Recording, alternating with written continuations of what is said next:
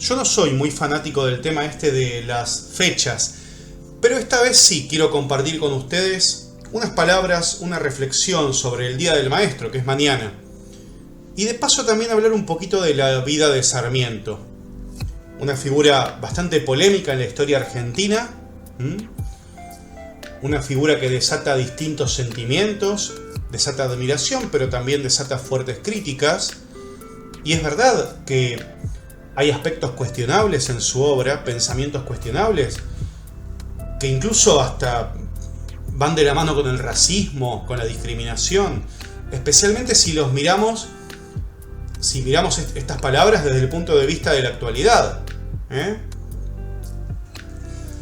Por eso me interesaba compartir unos datos sobre Sarmiento. Unos datos que llamaron poderosamente mi atención en su momento cuando me enteré. Por un lado, Sarmiento quería cambiar las reglas ortográficas del español. Quería cambiar la ortografía del español. Por ejemplo, quería eliminar la H muda. ¿Pero por qué quería esto? Bueno, por un lado, una cuestión que tiene que ver con la independencia de España. Pero hay otra cuestión que para Sarmiento era muy importante. Él quería que resultara mucho más fácil para las personas aprender a leer y escribir. Quería facilitar la alfabetización. Otro dato que llamó mi atención, los invito a situarse, a imaginar este contexto, el siglo XIX, la época de Sarmiento. Una sociedad mucho más sexista que la de hoy, mucho más machista y prejuiciosa en ese sentido que la sociedad de hoy. Y pensemos también en una mujer de esa época, una mujer argentina, Juana Manso, una pionera, una luchadora por la igualdad de derechos entre hombres y mujeres. Muchos obviamente la rechazaban, muchos la trataban de loca, pero Sarmiento la admiraba. La nombró directora de la Escuela Normal Mixta y también impulsó su cargo en la Comisión Nacional de Escuelas. Un último dato que quiero compartir con ustedes. Este llamó mucho más mi atención y no me lo esperaba para nada. Y creo que a ustedes les va a pasar lo mismo. A pesar de lo cuestionable en los pensamientos de Sarmiento muchas veces, a pesar de eso, a pesar de muchas palabras que él dirigió contra los indígenas, durante la conquista del desierto, o la mal llamada conquista del desierto, Sarmiento denunció el exterminio de la población indígena. Le pareció algo muy inhumano. Le pareció inhumano y cruel. Y aparte le pareció innecesario. Pero los invito a seguir buscando información en fuentes confiables. Obviamente no quedarse con lo que yo dije acá. Pero igualmente, ahora me interesaría dejar un poquito atrás a Sarmiento y volver en ese viaje en el tiempo que hicimos al siglo XIX, ahora regresar al siglo XXI, volver al año 2022, Argentina 2022, y seguir pensando en la educación. Pensemos cómo podemos mejorar la educación hoy. Hay muchas cosas que podemos decir, por supuesto. Algo que decimos muchas veces, la falta de recursos que sufrimos a veces en las escuelas, la importancia de la inversión en educación, la importancia de la formación docente,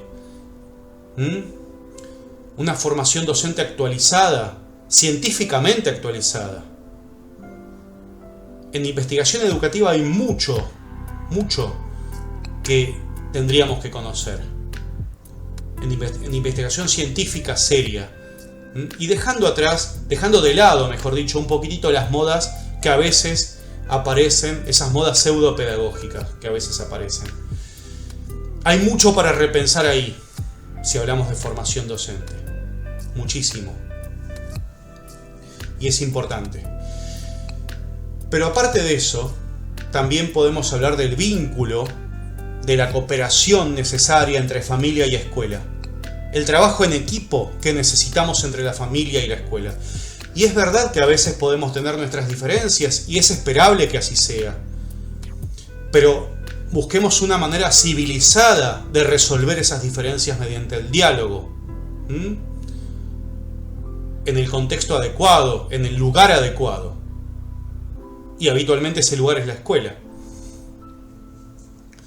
Otra cuestión que a veces queda ahí en un segundo plano, y me parece de suma importancia, que es pensar el rol docente. ¿De qué trabaja un docente o de qué debería trabajar un docente?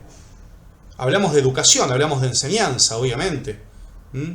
Pero ese rol docente, a veces, lamentablemente, en mi opinión, queda tapado un poco por papeles, por la carga burocrática del sistema. Obviamente que el trabajo administrativo es importante. Detrás de los papeles hay personas, es verdad. Pero repensemos el rol docente. ¿Quién debe hacer ese trabajo administrativo? ¿Quién debe hacer el trabajo docente? Y acá no quiero hablar de individualidades. Acá no me interesan los nombres propios.